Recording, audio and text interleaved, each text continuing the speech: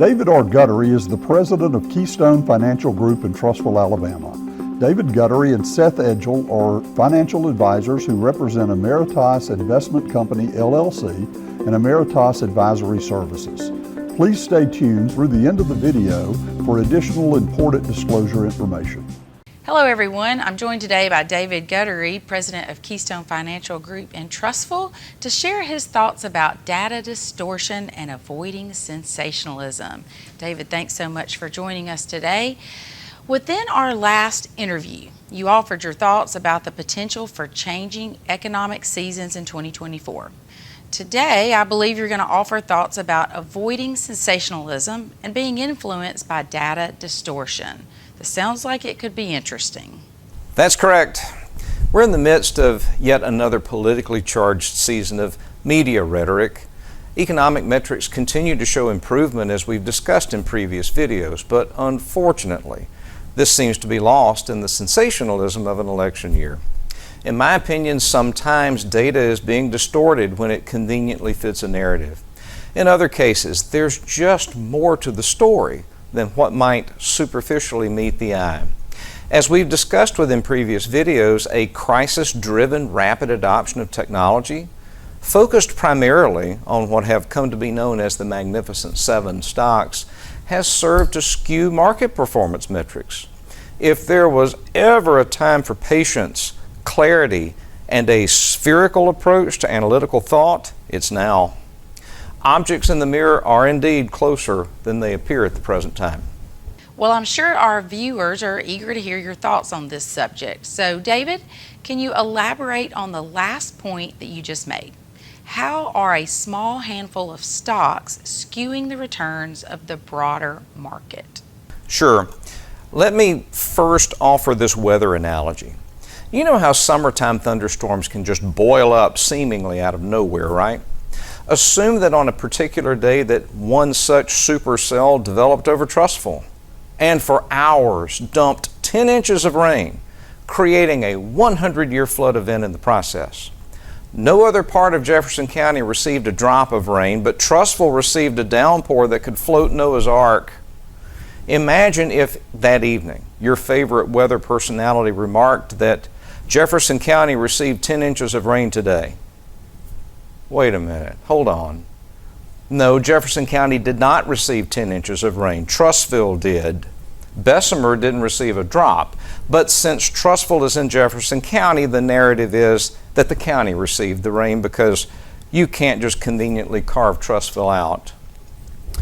By the opening and closing values of the S&P 500 index in 2023, the index rose by over 23%. According to many industry sources, including data obtained from Bloomberg, Yahoo Finance, Google Finance, the Magnificent Seven accounted for 27% of the 23% returned by the index and carried almost 29% of the weight of the index in the process. Carving these seven stocks from the broader index leaves you with a much different impression of how the vast majority of the market behaved last year. Feigning oblivion to how the performance of a razor-thin sleeve of AI thematic stocks skewed the overall performance of the market last year would be akin to suggesting that Jefferson County received 10 inches of rain in my previous analogy.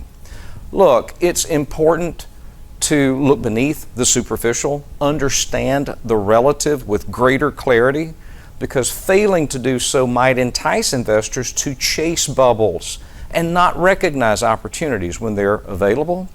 The market was not deeply green and broadly green last year. It may seem that way if you only stop with the headline index number. To truly appreciate market trends, you must appreciate the deeper, more relative story.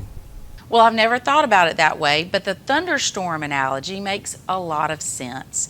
I see why you can't just stop with an observation of headline data. David, you've talked a lot about inflation within previous videos. Are these metrics also skewed in your opinion as well? Yes, I think so. Look, markets will worry about what the Federal Reserve might or might not do. Honestly, in my opinion, the data just isn't compelling right now for any policy action. The rate of inflationary change is back to nearly the levels that we experienced prior to the pandemic. Unfortunately, most people don't appreciate this because they don't feel it yet. So again, we have a bifurcated inflation story that is impacting our perception about what actions may be forthcoming from the Federal Reserve. Looking more deeply under the hood, however, we see a more holistic view of inflation. We can't appreciate the degree by which the rate of change has stabilized because of where inflation remains truly elevated. It impacts our daily lives in the form of food and fuel. Now, all inflation data has been sourced from the Bureau of Labor and Statistics as well as the U.S. Food and Drug Administration. Look, you don't buy an appliance every day or consume certain services every day, but you do consume food and fuel regularly. There's no argument that food is claiming more of your budget today than it has in over 30 years. Furthermore, fuel touches food. Everything you've purchased at the grocery store lately spent some time on a truck. Oil will likely remain higher for longer for several reasons, in my opinion. First, it's a commodity denominated in dollars. The dollar is relatively weak against the global basket of currencies since November of 2022. Anything denominated in a weakening currency will go up in value, assuming static demand metrics. Speaking of demand, 2 years ago, we assumed that we would be in a long and deep recession by now. We're not. Therefore, demand is higher today than we had imagined just a few years ago, but supply isn't there to meet demand. There's a moratorium on imported oil from Russia. We are juxtaposed with Iran now over Israel, and we have rebels in Yemen redirecting ships that are delivering cargo. I can cite other forces as well, but at the end of the day, the Fed can do nothing to control the price of a gallon of gasoline.